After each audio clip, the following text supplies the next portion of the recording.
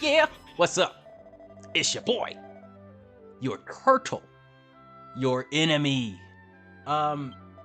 More Dragon Quest is upon you, and today we're talking about discernment. Of course, this is the martial artist vocation, playlist. So, of course, we are doing these quests, these silly little stupid quests that are so unnecessary, but at the same time very necessary. But in fact, it's very the most necessary. And as you know, on the Chosen One quest here, we are doing the books. This time we have a book that tells us to kill more things with our bare hands, which is good because I didn't get a weapon with this class, and I probably won't until next time when I get like a shitty weapon because I believe we have to do something. Whatever. I'll get into more spoiler parts of the playlist here today because we are talking about discernment, and of course, like a lot of parts of the Dragon Quest story, there is some betrayal here. Ooh, don't we love that? Don't we love that? But yeah, I'd say this discernment, this spiritual discernment, is gotten mostly through just being alone, and that's like the moral of the story. That's what I'll always go back to during these tales of woe, because yeah, the world, what really pisses me off about it is that it lies to us so much, and I guess it's really not the world itself, it's really the people in it, telling you that you need them, or you should help them, or you know, I'm an important thing in your life, and nothing really is important in your life. Your brain, your personality is leading you to the important things. You know, to the interesting things. Nobody is interesting themselves. I will tell you that right now. I am boring. You are boring. It is ourselves that give other people the interest. So, you know, as once again, it's a main character thing. And now, of course, people are they're like half getting that message, but not entirely getting that message. That's why we have a lot of weirdo narcissists around. But with the creations of things like the internet, all you really need to do is take actions. You really don't need thought behind it. Of course, this can lead to the detriment of a lot of other people that aren't you or involved in your immediate circle. But yeah, to succeed, to get on top, you really don't need anything else but to just take action. And so all the nitwits, all of the ne'er-do-wells, all of the midwits who think they are geniuses, decide to take a bunch of actions, and sometimes they don't turn out well for themselves or those around them. But that is okay. We can't be mad at the world. Like I said, I am just here as an arbiter. I am but a vessel, and I'm just letting you know what really happens, because honestly, the awareness of being alone is what breeds this spiritual discernment. Indeed, indeed, indeed. So yeah, like I said, this quest is pretty easy. You just kill some stars over here in the Cove Village area over in Ogreed, because that's what the book tells us to do. You know, there's really no, huge stipulation behind it. I believe the book has a little bit of a personality. It's supposed to be the teachings of like the master who shall not be seen or named in this quest. But essentially it's just a bunch of tasks you gotta do to prove your schnuff. This was one of the first strength testing basically quest lines in the game for the vocations, and you can tell that because they're not very, very hard. I believe the one we did I think it was the very first vocations quest I did, the battle for the TV, has one of the hardest strength testing quest lines just to get the class, and I believe this is because it was one of the first ever classes to be released, and it's still to this day probably the highest DPS class, unless you want to go count like a paladin or a demon swordsman. But yeah, it still has crazy high DPS, it's just a little squishy. And yeah, the quest for that, I'll just give a little bit of a background for that. It's you have to equip these bracelets that just constantly miss, and you have to kill this enemy who is very, very dodgy.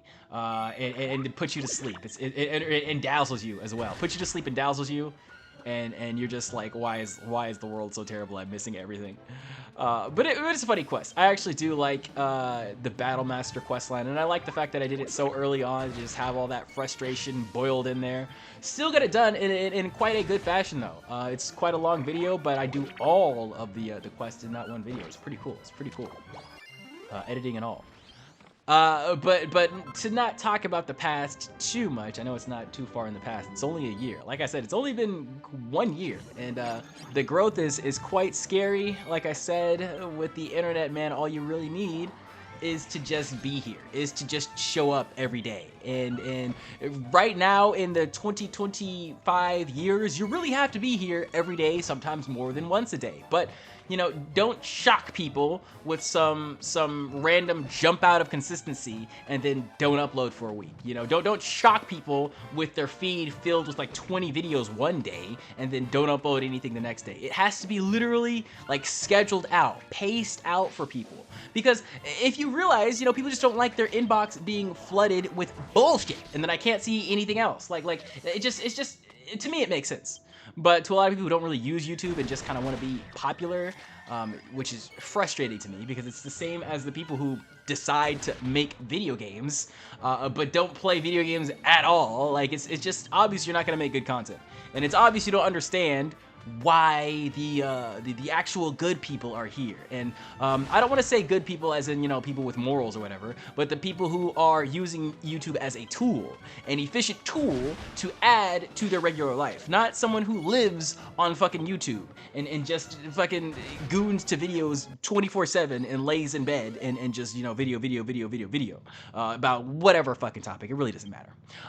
But I feel like a lot of these internet things, if they are not corroborated, if they are not, you know, used in collaboration with real life, it always becomes toxic. There's no way to stop it from becoming toxic if you only engage with it. Because the design of these internet tools is to keep you on them.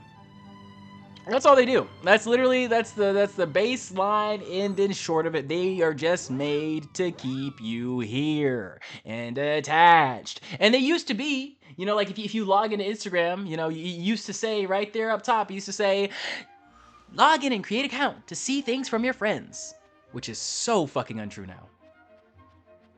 So fucking untrue now. And YouTube's, you know, whole lingo, its whole logo used to be broadcast yourself. Also so fucking untrue now. You know, we have giant corporations attaching themselves to everybody who decides to broadcast themselves. So they're actually not broadcasting themselves. They're broadcasting themselves with a giant corporation behind them, cooperating all the bullshit that they can make onto it, you know, pertaining to it, around it, and all this shit.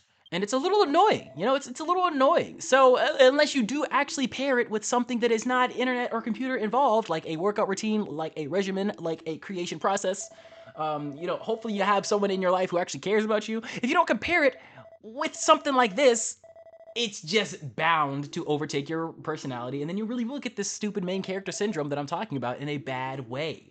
But that's the thing, guys. If you really don't have anyone, there's ways to connect online. I just feel like all the ways that people are doing it are wrong. And so I'm trying to do it differently. It's kind of working. It's sort of working. It half works.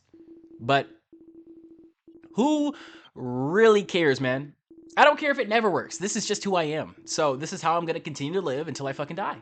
You know, as far as I can move away from my habits and try to get my nature to be under control, I realize it's not a bad thing to come to terms with yourself and try to understand it a little bit more. And that's what I need to do here. That's what we need to do here. To come to a baseline understanding and be able to discern what type of connection we actually need. But in order to do that, you got to get to the loneliness. You got to stay away and hopefully you don't get too captured in the main character syndrome.